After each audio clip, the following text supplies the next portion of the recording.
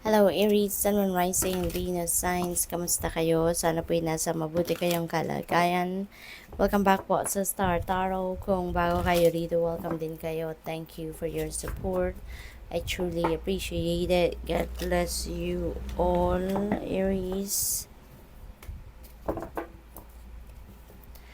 So maraming salamat po Aries sa lahat ng mga nagsusubscribe sa ating channel, sa mga likes ninyo at sa mga magagandang comments na iniwan ninyo sa channel natin. Thank you very much.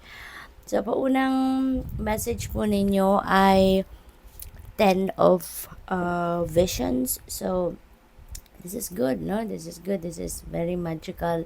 Napakaganda ng energy na to because ibig sabihin dito na masaya. Masaya kayo, masaya ang inyong pamilya, the members of the family, nagkakaintindihan, hanging out, maaaring merong reunion dito na magaganap. Baka meron kayong pinaplanong pagtitipon-tipon ng inyong pamilya, maaaring meron kayo dito isi-celebrate na okasyon or probably success ng kung sino man sa pamilya ninyo, or baka kasi pwedeng personal ito na success or maybe success ng pamilya, no, as a whole. Kaya maaaring yon ang pinag-uusapan. So, what else? We have Nine of Moons. Wow, napakaganda nito. Kasi, this is good fortune, no? At maswerte kayo ngayon sa pera. Maswerte kayo ngayon sa finances ninyo. Kasi, this is the fruit of your labor na makakamit yun na. Ito na yung bunga ng inyong pagsisikap, no? Ma-accumulate nyo na to, makukuha mo na to, and you are going to you're going to enjoy it, no, your financial comfort. Kasi na to, yung parang this is a time for plenty and bounty, magiging masagana ngayon, no, ang buhay ninyo. What else? We have the Green Mother. Ayan. So, talagang pagdating sa pera dito, napakaganda. Merong mga financial blessings and financial opportunities na dadating sa inyo sa gayon. Then, siyang maghahatid ng financial prosperity in abundance, no? Kasi si Green Mother din, this is also about wealth, no? Ito yun din yung pangangalaga ninyo sa inyong kaperahan is also being advised here of you. At saka, this is also a very nurturing energy, very sensible energy. Kaya, napakaganda rin ito pagdating sa pamilya, no? So, siguro, ang iba sa inyo sa ngayon, baka you are taking care of your family, taking care of yourself, nurturing yourself as well is important dito. Maaring yun din ang panawagan sa inyo ng mensaheng ito. Siguro din, aside from you taking care of your family, hands-on, yung physical na pag-aalaga, maaaring pati din pagdating sa pera, kayo din yung nagpo-provide nito para sa inyong pamilya, no? So, pagdating sa pera, pagdating sa pag-nurture din ng bawat isa sa pamilya, maaring ginagawa nyo din yan. You're very responsible. We have the Forge. Ang sipag, no? Ang sipag ninyo, ang sipag ng pamilya. Maaring lahat kayo talaga nagtutulungan, nagtatrabaho, nagtutulungan sa paghahanap buhay, pagpo-provide ng pera, no? Material needs ng inyong pamilya, at sama-sama kayo rito. Yan na napipick up ko dyan. And yung tiyaga ninyo, yung sipag ninyo is going to pay off kasi nga meron tayong Nine of Moons, meron tayong Green Mother which is very abundant and prosperous energy. Kaya most likely marami sigurong mga financial blessings na dadating dito kasi lahat kayo nagtutulungan, lahat kayo nagtsatsaga, nagtatrabaho, no? Maybe ambag-ambag kayo, no, sa pagpo-provide ng financial and material needs ng inyong pamilya. We have the Enchanter's Wheel. Wow, napakaswerte ninyo sa ngayon.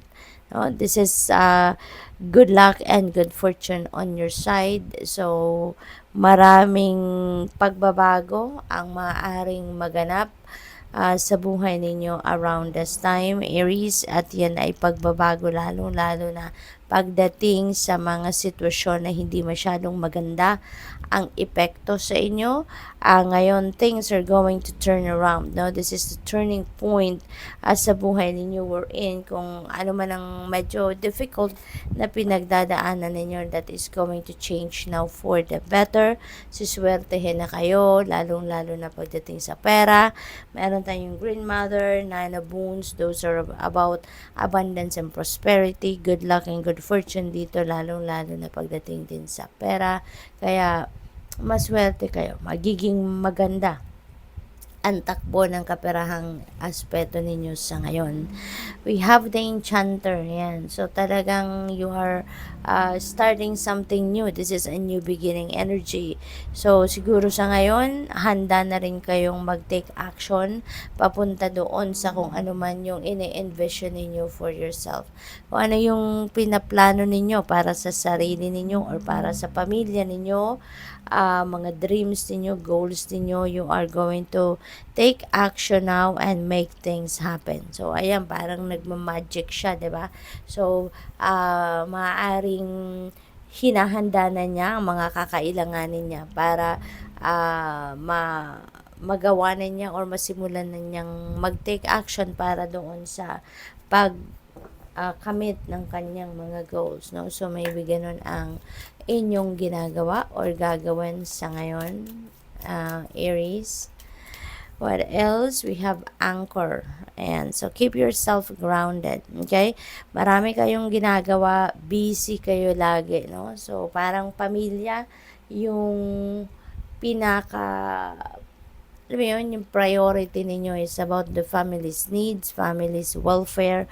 Kaya, siguro nakakaligtaan nyo na din at some point yung sarili ninyo, yung personal needs ninyo. Kaya this is an invitation for you.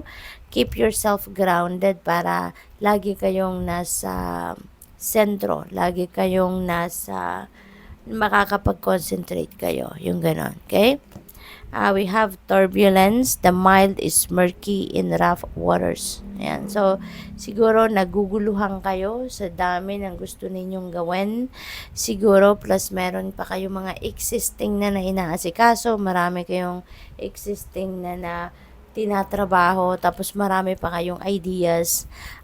So, maraming naka-line up kumbaga sa isip ninyo, no? Kaya kayo naguguluhan.